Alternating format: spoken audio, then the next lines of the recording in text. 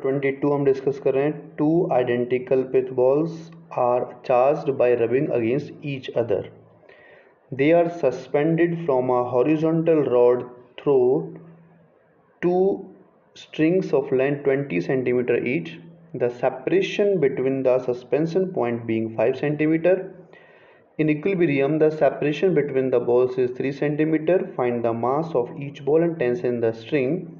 The charge on each the ball magnitude 2 into 10 to the power minus 8 coulomb है. Okay चलो, तो ये कह रहा है कि रॉड है और इस रॉड टोटल मिला के जो रॉड की लेंथ है वो 5 सेंटीमीटर हमें दे रखी है यहाँ से यहाँ तक. तो यहाँ से और यहाँ से सस्पेंशन है. देखो, जब बॉल को एक दूसरे के अगेंस्ट रब करेंगे तो एक पर पॉजिटिव आएगा, एक पर नेगेटिव आएगा. तो पॉजिटिव नेगेटिव आने से कुछ बॉल्स जो हैं वो इस टाइप से सेपरेट हो जाती हैं. 3 सेंटीमीटर का डिस्टेंस आ जाता है. एक पर पॉजिटिव चार्ज होगा, इस पर नेगेटिव चार्ज होगा. और देखो, क्योंकि ये इक्वल डिस्टेंस पे है यहाँ से, तो 5 टोटल, ये 3 ये, तो 1 सेंटीमीटर मेरे पास ये होगा और 1 सेंटीमीटर ये बचेगा. टेंशन टी इसमें इधर की तरफ लगेगी. 20 सेंटीमीटर स्ट्रिंग की लेंथ है. वेट इसका नीचे की तरफ लगेगा mg.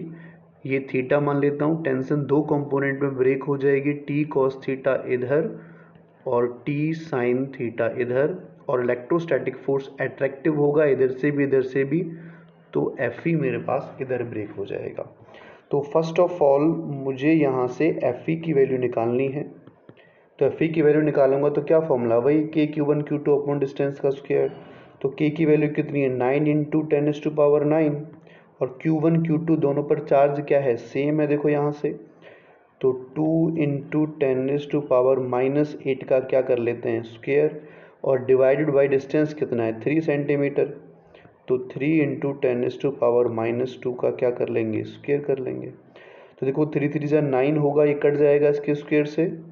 तो इधर कितना बचेगा, 4 इंटू पावर्स को देख लेते हैं, ये कितना होगा, -4 ऊपर जाएगा तो इसमें ऐड हो जाएगा प्लस के 13 और 10⁻⁻16 यहाँ से आ जाएगा. तो जो इलेक्ट्रोस्टैटिक फोर्स मेरे पास आया वो आ गया 4 इंटू 10⁻⁻3 न्यूटन. ओके, अब यहाँ से मैं देख सकता हूँ कि जो टी साइन थीटा है वो किसके इक्वल है बच्चों, इक्विलिब्रियम कंडीशन में एफ ई के इक्वल है. लिख सकते हैं इन इक्विलिब्रियम.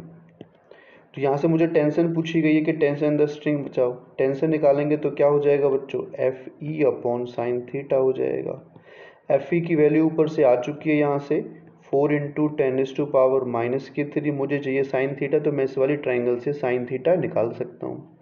तो साइन थीटा क्या होता है, परपेंडिकुलर अपॉन हाइपोटेन्यूज, यानी 1/20. तो 20 ऊपर चला जाएगा यहाँ से. तो 20 इंटू 4 करेंगे तो कितना हो जाएगा, 80 इंटू 10⁻⁻3 या 8 इंटू 10⁻⁻2 न्यूटन. टेंशन आ गया. और क्या पूछा है, find the mass of each ball, और पूछा है. तो मास की हम बात कर लेते हैं यहाँ से. तो दूसरी इक्वेशन कौन सी बनेगी इन दोनों से, mg is equal to T cos theta बचेगी. ठीक है, तो यहाँ से मुझे मास निकालना है तो क्या हो जाएगा, टी कॉस थीटा. टी की वैल्यू आ चुकी है 8 इंटू 10⁻⁻2 और कॉस थीटा की वैल्यू यहाँ से अगर मैं निकालूँ तो बेस अपॉन हाइपोटेन्यूज. तो बेस ये है, लेकिन ये बेस अगर निकाला जाए तो कैसे निकालेंगे, 20 का स्क्वायर माइनस 1 के स्क्वायर का रूट, जो क्या आएगा भाई. अगर मैं 400 में से 1 माइनस करूँ तो बहुत कम वैल्यू आएगी, तो इसकी वैल्यू मैं 1 मान सकता हूँ. 20/20 कर लेंगे तो, है ना. फिर 20 के अप्रोक्स आएगा, 20/20 1 मान सकते हैं. नीचे जी की वैल्यू क्या हो जाएगी बच्चों, 9.8 हो जाएगी.